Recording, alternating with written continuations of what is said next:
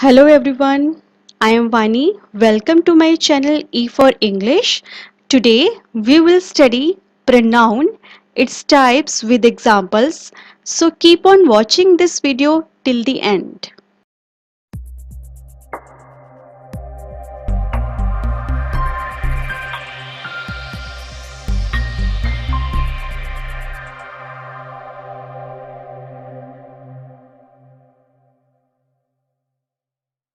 Pronoun. A pronoun is a word used instead of a noun. Pronoun वो word है जो noun की जगह यूज किया जाता है. जैसे कि हम जानते हैं noun किसी भी वस्तु का नाम हो सकता है, किसी जगह का नाम हो सकता है और किसी पर्सन का नाम हो सकता है. उसकी जगह यूज होने वाले वर्ड को हम pronoun कहते हैं. For example, Hari is absent because Hari is ill. इस सेंटेंस में हरी 2 टाइम्स यूज हो रखा है. So it is better to avoid repetition of Hari. So instead of writing 2 times हमने हरी को रिप्लेस कर दिया है ही से. Hari is absent because he is ill. तो ही हरी की जगह यूज हो रहा है जो कि एक प्रोनाउन है. Types of pronoun. There are 9 types of pronoun. Personal pronoun, reflexive pronoun, emphatic pronoun, indefinite pronoun, relative pronoun, demonstrative pronoun, interrogative pronoun, distributive pronoun, possessive pronoun. चलिए हम एक एक करके समझते हैं. पर्सनल प्रोनाउन जिसे हम हिंदी में पुरुषवाचक सर्वनाम भी कहते हैं. पर्सनल प्रोनाउन एग्जाम्पल्स हैं I, we, you, he, she, it. They are called personal pronouns because they all stand for 3 persons. So what are 3 persons? Like the first person is the person who is speaking. First person वो person होता है जो बात कर रहा होता है, जो स्पीकिंग कर रहा होता है. And the person spoken to, जिससे बात कर रहा होता है उसे हम सेकंड पर्सन कहते हैं. और जिसके बारे में बात हो रही होती है, द पर्सन स्पोकन ऑफ, उसे हम थर्ड पर्सन कहते हैं. Second one is reflexive pronoun, जिसे हम नीचवाचक सर्वनाम भी कहते हैं. Reflexive pronoun, it represents the action performed by the subject is on the subject itself. Means अगर सब्जेक्ट कोई एक्शन कर रहा है तो उसका रिएक्शन भी सब्जेक्ट के ऊपर ही होना रिफ्लेक्सिव प्रोनाउन कहलाता है. For example self and selves. Self हम यूज करते हैं my, your, him, her and it के साथ. तो ये बन जाते हैं myself, yourself, himself, herself. और सेल्स हम यूज करते हैं प्लूरल के साथ, लाइक आर, देम और योर के साथ. और ये बन जाते हैं ourselves, themselves, yourselves. Sentences I hurt myself. इसमें आई जो वर्क कर रहा है उसका रिएक्शन भी सब्जेक्ट के ऊपर है, उसने अपने आप को चोट पहुंचाई. तो इसमें myself is a reflexive pronoun. They hurt themselves, उन्होंने अपने आप को चोट पहुंचाई. So here themselves is a reflexive pronoun. Emphatic pronoun, जिसे हम दृढ़तावाचक सर्वनाम भी कहते हैं. What is emphatic pronoun? An emphatic pronoun is that which is used to add emphasis to the subject of the sentence. ये pronoun वो word है जो किसी sentence में subject को ही emphasis they. Like examples are self and selves. When we use self with my, your, him, her, it, तो ये बन जाते हैं myself, yourself, himself, herself. और सेल्स को हम प्लूरल के साथ यूज करते हैं like ourselves, themselves, yourselves. लेकिन ये रिफ्लेक्सिव से बिल्कुल अपोजिट है. इस पे सब्जेक्ट के ऊपर रिएक्शन नहीं हो रहा है, बल्कि सब्जेक्ट जो है उसको एम्फसिस किया जा रहा है. So what is the difference between reflexive pronoun and emphatic pronoun? आपने इसमें कंफ्यूज नहीं होना है, क्योंकि रिफ्लेक्सिव और एम्फेटिक में यूज तो सेम एग्जांपल्स हो रहे हैं like myself, ourselves, लेकिन उनका किस जगह पे यूज होना है, किस तरह से यूज हो रहा है, वो उनको डिफ्रेंशिएट कर रहा है. Like for reflexive pronoun, they are used as objects of the verb when the action of the verb returns to the do. The subject and the object of the sentence are the same person.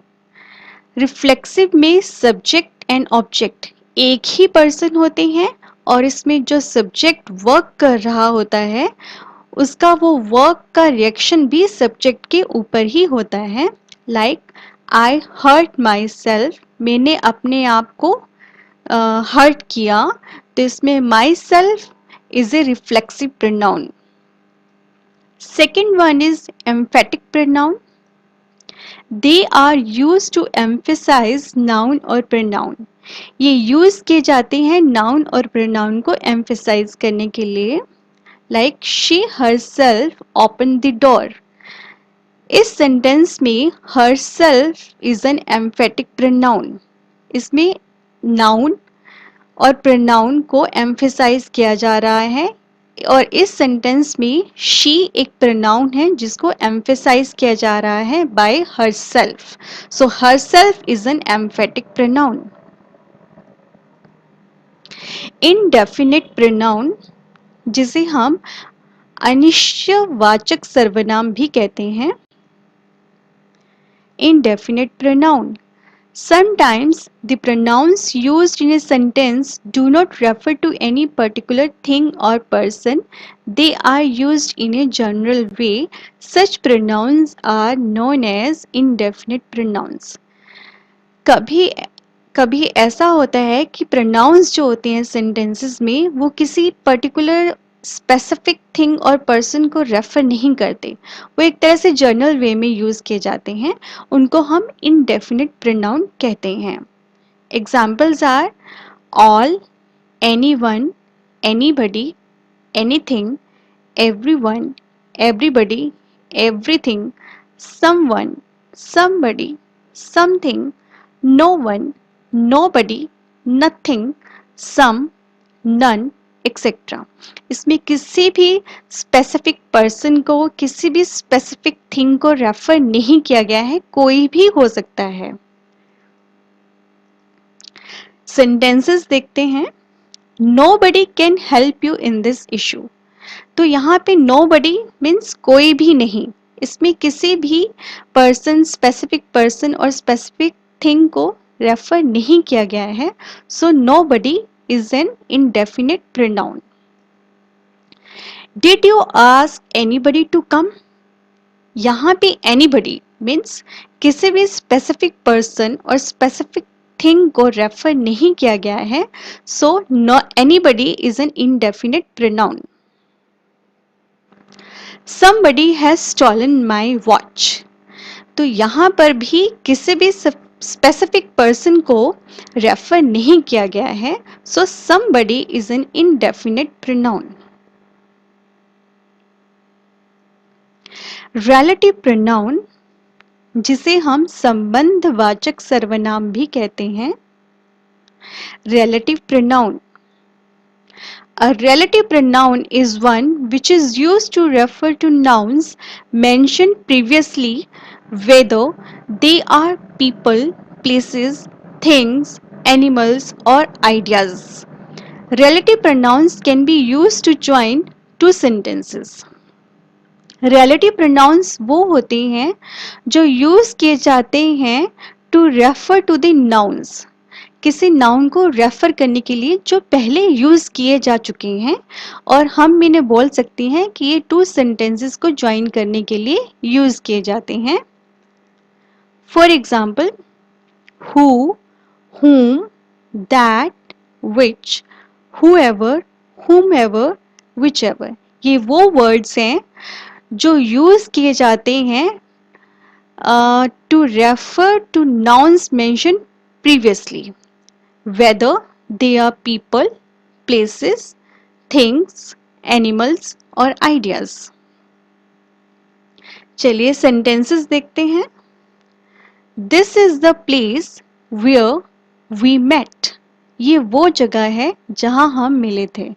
तो यहाँ पे where word जो है वो refer कर रहा है एक नाउन को, किसी जगह को, किसी प्लेस को। So where is a relative pronoun. You can choose one person whomever you like.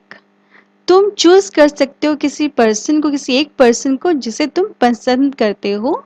तो यहाँ पे पर्सन को whomever से रेफर किया गया है, तो whomever जो है वो एक रिलेटिव प्रोनाउन है।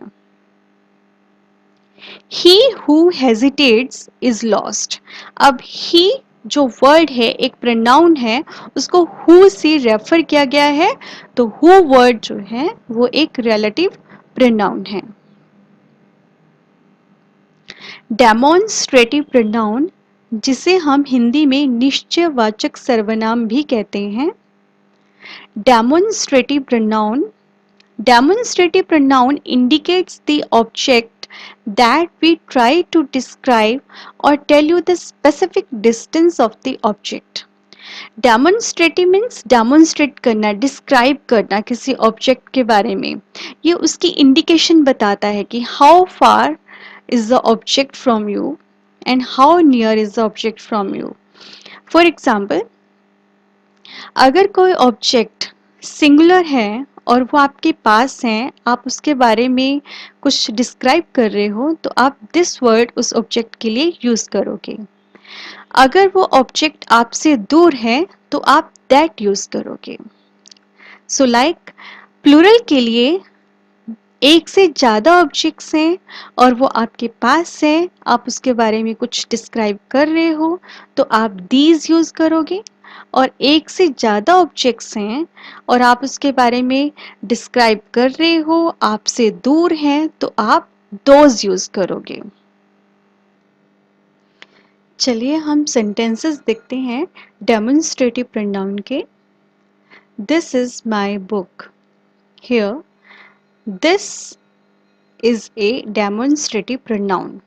यह एक बुक की बात हो रही है जो पास में है, इसलिए दिस का यूज किया गया है। These are my books. So here these word is a demonstrative pronoun. Next one is interrogative pronoun, जिसे हम प्रश्नवाचक सर्वनाम भी कहते हैं। Interrogative pronoun, the pronouns that are used for asking questions is known as interrogative pronoun, जो questions पूछने के लिए यूज किए जाते हैं। For example, what, who, which, whose, whom, etcetera. चलिए सेंटेंसेस देखते हैं। हु इज देयर, तो यहाँ पे हु वर्ड जो है वो एक इंटेरोगेटिव प्रोनाउन है।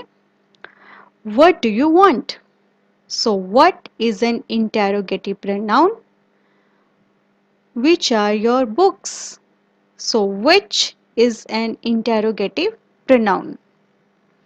Whom did you see, whom word is an interrogative pronoun. So what is the difference between relative pronoun and interrogative pronoun? Relative pronoun, it is used to connect clause और phrase to a noun, क्योंकि दोनों के example same है, who, what, लेकिन इनमें difference ये है कि जो रिलेटिव प्रोनाउन होता है वो यूज किया जाता है एक फ्रेज को pronoun a man who lost his wallet could not buy his groceries.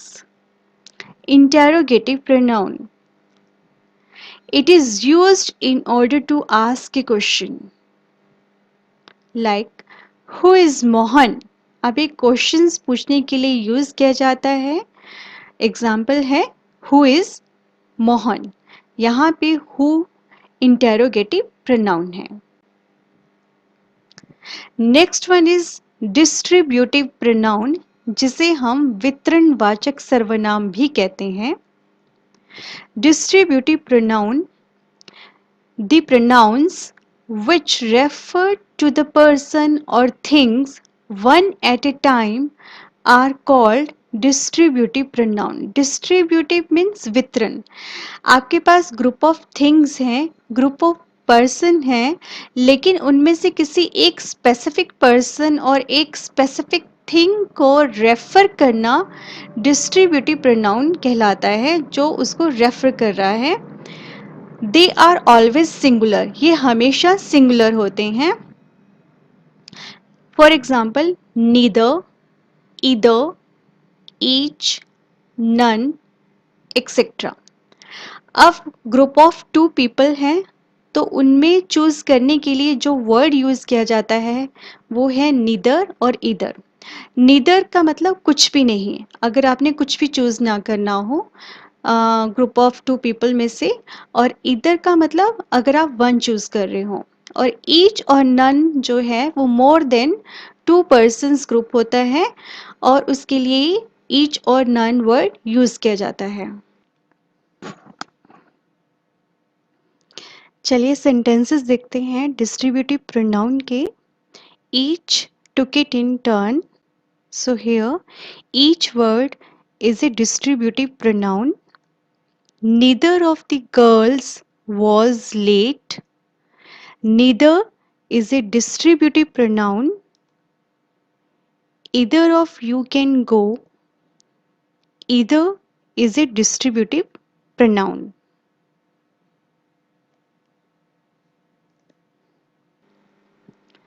Next one is possessive pronoun, जिसे हम अधिकारवाचक सर्वनाम भी कहते हैं. Possessive, the pronoun which shows the possession or ownership is called possessive pronoun, जो ownership show करता है कि ये मेरा है. For example, my, mine, hers, yours, ours, etc. Thanks for watching. Kindly subscribe to our channel, और अगर आपको ये वीडियो पसंद आए तो लाइक करना मत भूलिएगा. Thanks once again.